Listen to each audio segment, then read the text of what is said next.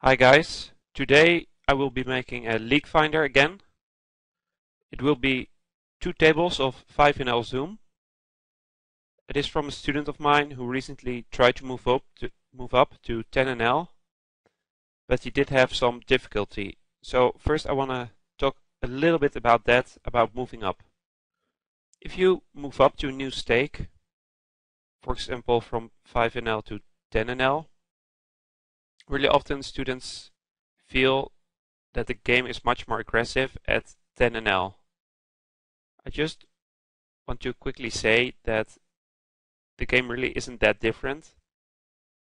Sure, people might be 3-betting you a little bit more, or paying you off with really bad hands a little bit less, but you should not change your game too much, especially when moving up.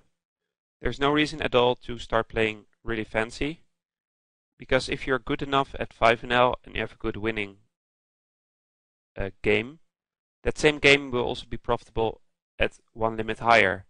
And then once you tested your strategy there and it works, then maybe you can look for some adjustments. I really would recommend you to not over adjust. Also, if your shot goes wrong, for example you decide to take a shot with 5 buy-ins, there's nothing wrong with that. You pay a few bucks, but you should have learned something from it, and you can always rebuild at the lower stake and try again.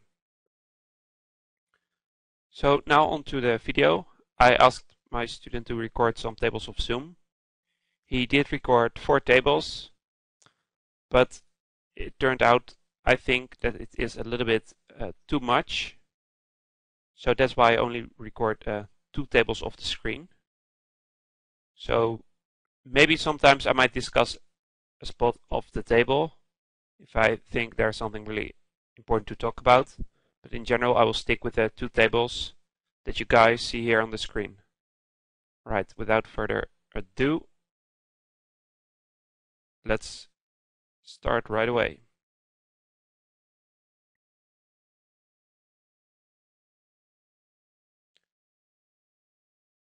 The first hand is a hand where a really tight guy opened under the gun, who seems like a little bit of a weaker player, and who only opens really strong hands. He only makes it 10 cents, so I think it's pretty good to call here. Even if we only continue if we flop like a flush draw or a really good 2-pair, I think it is still profitable. Because if we do hit something really good and the guy only has really strong hands, it's pretty easy to get paid off. So especially for the min open, I think it's pretty good to call with a lot of suited connectors. So I like the fact that he calls.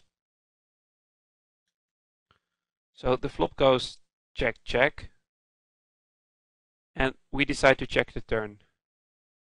I personally think that it's fine to bet here, because there are a lot of better hands that we can get to fold. For example, if the guy has ace-jack or ace-queen,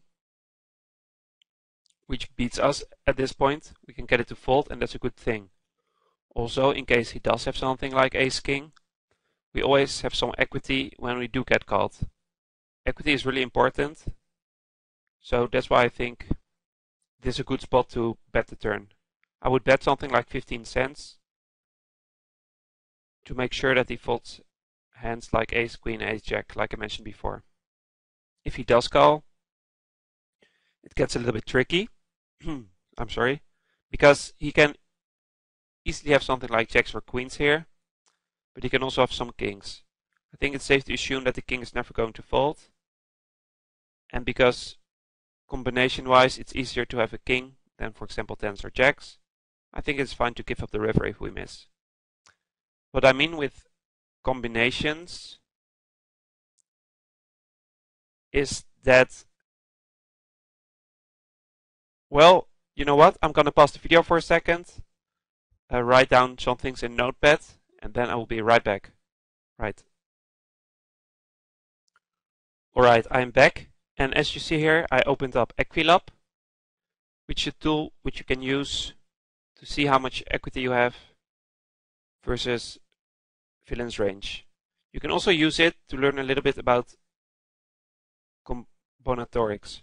For example, if we think that he checks back with queens, jacks and tens, and that he can also check with ace king, king queen and king jack offsuit, you see at the bottom right of each corner, you see how many combinations that is. So you see it's 6 combinations of tens, 6 of jacks and 6 of queens. For the offsuited combos with the king, you see it is a lot of combos. And the reason for that is that there are a lot of, there are like 4 aces in the deck and 4 kings. Of course, there's 1 king on the board, so you have to remove that.